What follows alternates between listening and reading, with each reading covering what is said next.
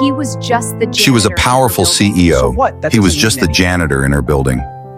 One night she asked him for something I see what you unbelievable. mean. Let's move Pretend you forward love with me that. for 7 minutes. I'll follow up with the team. What happened next will stay with you. Share your thoughts in the comments and make sure to subscribe for more stories like this. The marble floor of Horizon Tower gleamed under the fluorescent lights. It was nearly midnight, and silence pressed against the glass walls of the 33rd floor. Victoria Hale stood in her corner office, her arms folded, her gaze fixed not on the city lights outside, but on the man pushing a mop cart with steady precision. Daniel Ross moved as if time had slowed just for him. There was a quiet dignity in the way he worked, the kind of peace that comes only when someone has been broken and forced to rebuild with what little is left. She had watched him for weeks now, pretending it was just idle curiosity. But tonight, there was no denying it. She was searching for courage in his steadiness. Her heels clicked softly against the marble as she stepped out of her office. Daniel looked up, and in that instant, their worlds collided. His steel blue eyes locked onto hers, not the polished mask she wore for boardrooms and investors, but the fragile woman hidden underneath. Victoria swallowed, her voice steadier than her heart. "I need to ask you something," she began, the words almost foreign on her tongue. "Tomorrow night there's an event, something I can't face alone." She paused. The request felt absurd even before she said it. "I need you to pretend to love me just for 7 minutes." The mop handle stilled beneath his calloused hands. A former engineer turned janitor, a man who had once designed engines, now reduced to cleaning hallways. Daniel should have laughed at the absurdity, but he didn't. He studied her face, the flawless makeup, the perfectly styled blonde hair, the expensive suit that served as armor.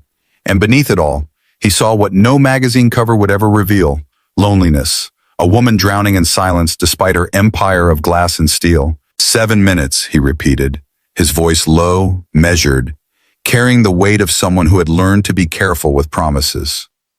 She nodded, but her hands trembled slightly at her sides. He tilted his head, his tone gentler than he intended. "May I ask why?" Victoria turned toward the floor-to-ceiling windows. The city stretched below them like a glowing circuit board, beautiful yet cold. "Because tomorrow they'll ask about my personal life," she whispered, "and I can't give them the truth. The truth is, I go home to an empty penthouse, eat takeout, and bury myself in quarterly reports." Her confession hung in the air, fragile and aching. Daniel felt it settle in his chest, the way grief recognizes grief. He knew the echo of empty rooms, dinners eaten in silence, the weight of absence pressing against walls. For him, it was the loss of a wife, a career, a future. For her, it was a life consumed by power and isolation. Different roads, same emptiness. He set the mop aside, straightened slowly, and after a long silence, he nodded. "All right," he said, 7 minutes. And for the first time in years, Victoria Hale allowed herself to breathe. Daniel lay awake long after he'd left Horizon Tower that night. The hum of the city outside his small apartment window faded into the background as he replayed Victoria Hale's words. "Pretend you love me." Just for 7 minutes. It should have sounded laughable, ridiculous even, but it didn't. Her voice had carried something raw, something too fragile to be ignored. He pushed himself up from the couch, rubbing his hands over his face. His eyes wandered to the small bedroom down the hall, where a soft glow spilled out beneath the door. Mia was asleep, her steady breathing a comfort that never failed him. 7 years old, all curls and questions, she was the only anchor left in a life that had once been so different. Daniel walked quietly to her doorway, leaning against the frame as he watched her sleep. She clutched a worn stuffed rabbit to her chest, its seams stretched thin from years of love. Her drawings, castles, stars, and rocket ships, were taped unevenly across the walls, bright colors fighting against the drab paint of the apartment. He remembered the man he used to be, a young aerospace engineer, standing beside prototypes of engines that carried his name on the schematics.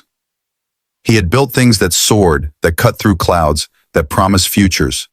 But all it had taken was one decision to speak up about safety violations, one lawsuit that dragged his name through the mud, and everything collapsed like a tower of cards. The company had stripped him of his career, The legal fees drained every cent of their savings. And then came the cruelest blow, the night his wife never came home, the accident that left Mia motherless and him broken. For 3 years, he had traded blueprints for mop handles, boardrooms for hallways where no one looked him in the eye. He kept his head down, told himself dignity could be found in doing any job well, even this one. But dignity didn't buy Mia new shoes when hers wore thin. Dignity didn't pay for better schools or the piano lessons she begged for. Money mattered, and Victoria Hale's offer, whatever it was, carried the weight of change. Yet, it wasn't just the promise of payment that kept gnawing at him. It was her eyes. He had seen 1,000 polished faces pass through Horizon Tower, all clipped voices and expensive perfumes, but hers that night had cracked in a single moment. The woman known for being untouchable had looked unbearably human. She had reminded him of himself, staring at an empty chair across the dinner table, filling silence with numbers and reports. Loneliness wore many disguises, but Daniel had learned to recognize it in others as surely as he recognized it in himself. He moved into the living room, sat heavily at the table littered with Mia's crayons and half-finished homework sheets. One of her drawings lay on top, a house with smoke curling from the chimney, stick figures holding hands in front, one tall, one small, and one with long hair. He traced it with his finger, his throat tightening. Maybe Mia had always been wiser than him. Maybe she already knew what he hadn't been brave enough to admit, that they needed more than survival. They needed connection. Daniel leaned back, exhaling slowly. Tomorrow night, he would step into a suit that didn't belong to him, into a world that had forgotten men like him existed. And for 7 minutes, he would hold the hand of a woman who ruled that world, yet longed for something real. He didn't know what would come after. He only knew that for the first time in years, he was about to say yes, not just for the money, but because sometimes a stranger's desperation mirrors your own. He glanced once more toward Mia's door, then whispered into the quiet apartment, "All right, Victoria Hale, 7 minutes it is." The mirror hardly recognized him, and neither did he. The midnight blue suit fit like it had been cut for his frame alone, its subtle sheen catching the low light of the apartment. Daniel adjusted the tie with unsteady fingers. His calloused hands, more familiar with grease and mop water, looked strangely at home against the crisp fabric. For a moment, he felt like an actor about to step onto a stage with no script. Only this time, the audience was filled with people who measured worth in power and profit, not in the quiet resilience of a janitor. At the base of Horizon Tower, security did a double take before checking his name on the guest list. It still felt surreal. Then the elevator doors opened and there she was, Victoria Hale. Gone was the severe suit of the boardroom. In its place, a dress the color of emeralds, shimmering softly under the lights. The hue pulled green flecks from her hazel eyes, and though her posture remained impeccable, Daniel sensed the tension beneath it, like a violin string pulled too tight. She gave him a small smile, one that faltered at the edges. "You clean up nice," she murmured. The elevator rose silently, carrying them toward the penthouse level, where the gala unfolded. Daniel tugged at his cuff, his nerves betraying him. "What's our story?" he asked. Victoria didn't miss a beat. "We met at a coffee shop," she said smoothly. "You were reading a book about engineering, and I asked about it. We've been seeing each other for 2 months. Her voice softened, almost wistful, as though she wanted to believe it herself. "And if they ask about the future?" Daniel pressed. She hesitated, then looked straight ahead. "Tell them we're taking it one day at a time." The doors opened to a room drenched in crystal light and murmured wealth. Chandeliers scattered rainbows across marble floors. Men in tailored suits and women draped in diamonds moved like currents in a glittering sea. Daniel inhaled slowly, felt Victoria's hand slip into his, warm and trembling. 7 minutes, he reminded her under his breath. She nodded, though something flickered in her eyes, a fleeting shadow of disappointment. They entered the crowd together, and at first, he thought of it as nothing more than an elaborate performance. He shook hands, smiled politely, followed Victoria's lead.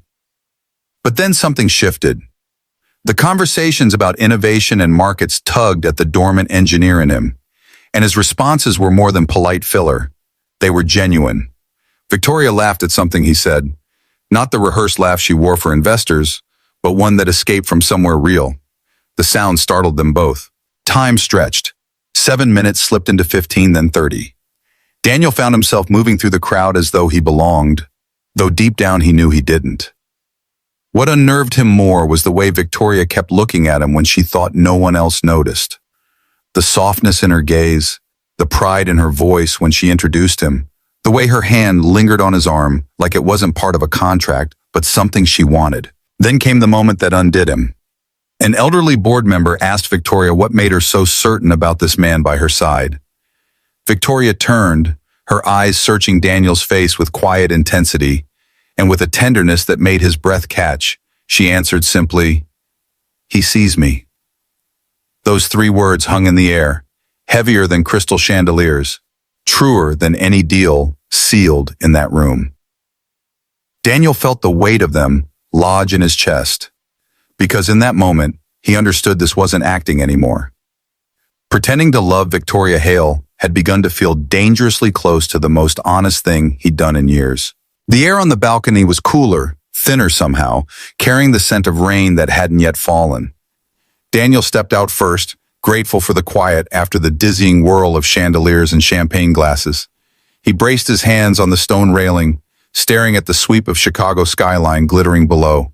For a moment, it felt like standing between 2 worlds, the one that sparkled beneath him and the one he carried inside, lined with worn shoes by the door and bedtime stories whispered to a child who still believed in magic. The door clicked open behind him, and then she was there. Victoria Hale, emerald gown brushing against the tile, heels soft against the floor. She didn't carry herself like the CEO who commanded rooms with a glance. Out here, in the shadow of the city lights, she looked smaller somehow, as though the weight of her empire had been left inside. She leaned on the railing a few feet away, exhaling a breath she seemed to have held all night. "Thank you," she said quietly. He turned his head, surprised by the gentleness in her voice. "For what?" "For making me feel normal," she admitted, her gaze fixed on the maze of lights below. "For a little while in there, I wasn't the woman every headline expects me to be. I wasn't the Hale Empire or quarterly reports or succession plans. I was just someone standing beside another person, laughing like it mattered." Her words carried a tremor, fragile yet unflinchingly honest. Daniel studied her profile, the way her hair caught the faint shimmer of the city glow, the way her shoulders eased for the first time since he'd met her. Something inside him shifted. This wasn't the same woman he'd agreed to help for 7 minutes. This wasn't the untouchable figure on magazine covers. This was a woman confessing loneliness. And in her confession, he recognized his own. He wanted to tell her he understood, that he too went home to rooms that echoed with silence that pressed against his chest. He wanted to tell her about Mia's drawings taped to cracked walls, how those little splashes of color were the only proof that love still lived under his roof. Instead, he found himself saying softly, "You're welcome." Silence stretched between them, but it wasn't the cold kind. It was the silence that hums with things unspoken, with truths hovering just beyond reach. Daniel felt her hand graze the railing closer to his, not quite touching, but near enough to make his pulse quicken. He thought about the deal they'd made, 7 minutes of pretending. But out here on this balcony, there was no script, no audience, only a woman trembling with the relief of being seen, and a man realizing he no longer knew where pretending ended and truth began. Victoria finally turned, her hazel eyes luminous, threaded with something that looked almost like fear. "This is crazy," she whispered, almost to herself. Daniel's voice was steady when he answered, "Maybe, but it feels real." Her lips parted as though to argue, but nothing came. The city spread out behind them like a living witness, and the space between them closed without either of them moving. For the first time that night, Daniel wasn't counting minutes, and for the first time in years, Victoria wasn't performing. She was simply a woman standing in the cool night air, allowing herself to be human.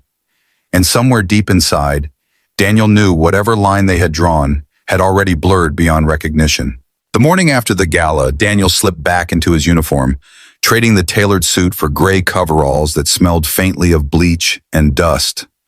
Horizon Tower looked the same as it always did, polished marble and glass that reflected perfection. But something inside him had shifted. He pushed his cart down the executive hall, forcing himself to ignore the ache that came with memory.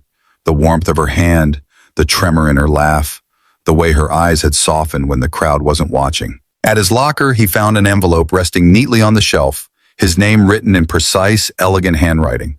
Inside was payment, more than generous, more than he had expected, and a single note. Thank you. 2 words that should have satisfied him, but instead left a hollow sting. Money meant new shoes for Mia, maybe even a weekend where the bills didn't weigh so heavy. But the envelope also drew a line, as if what had passed between them could be neatly filed under transaction.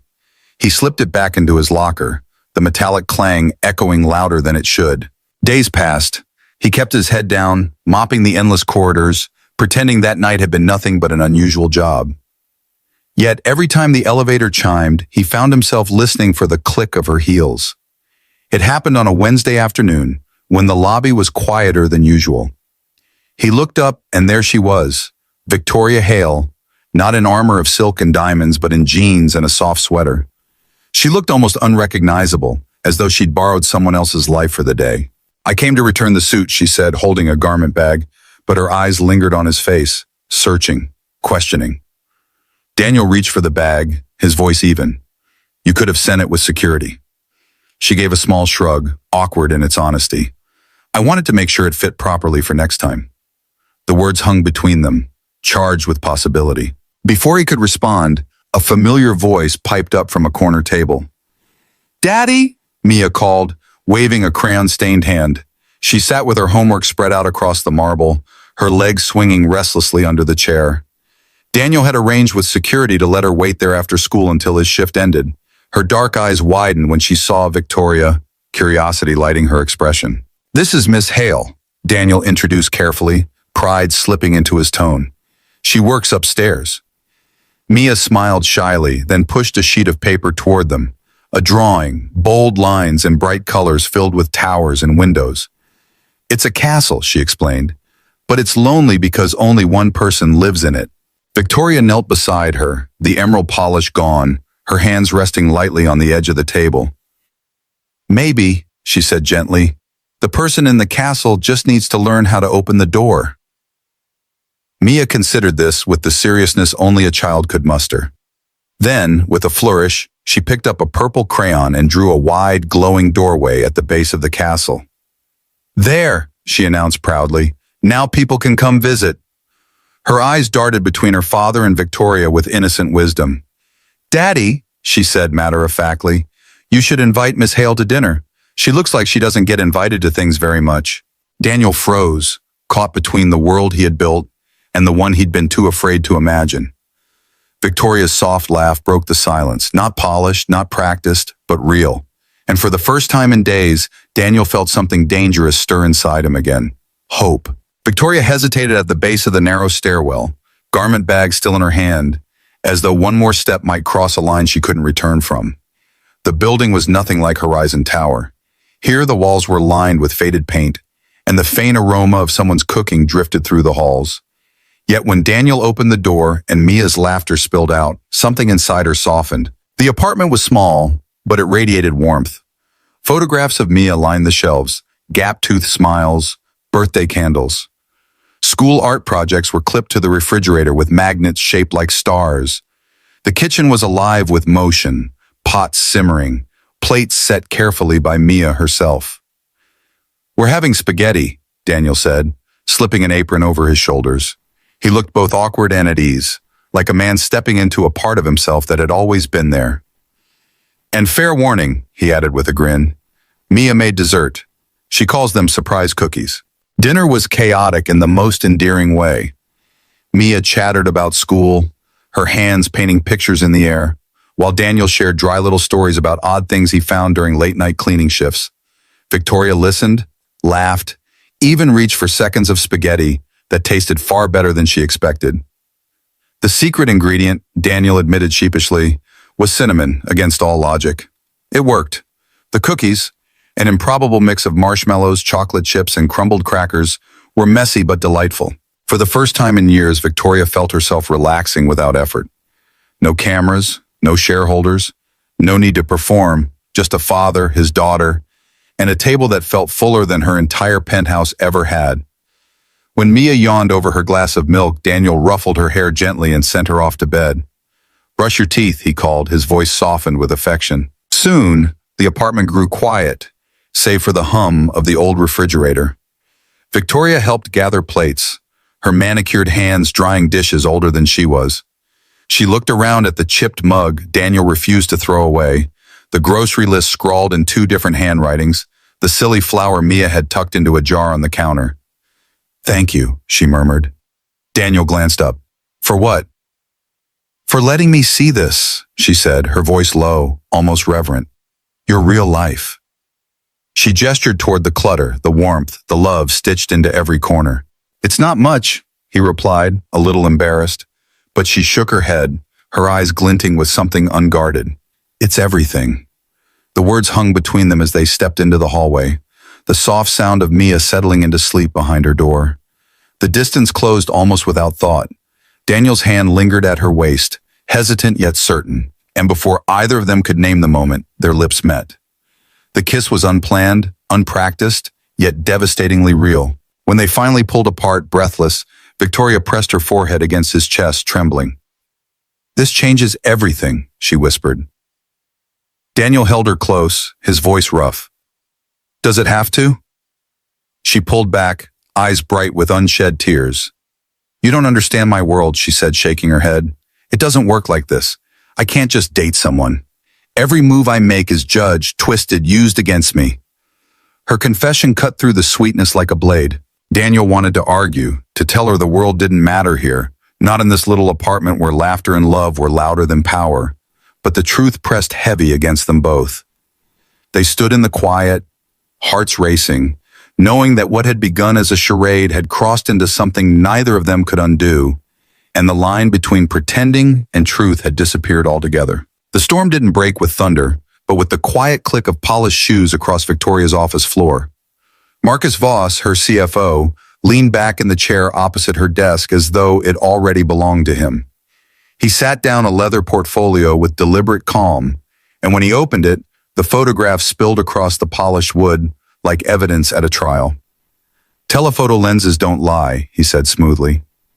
"The board has concerns. Victoria, a CEO meeting privately with a janitor, entering his apartment, kissing him in the hallway."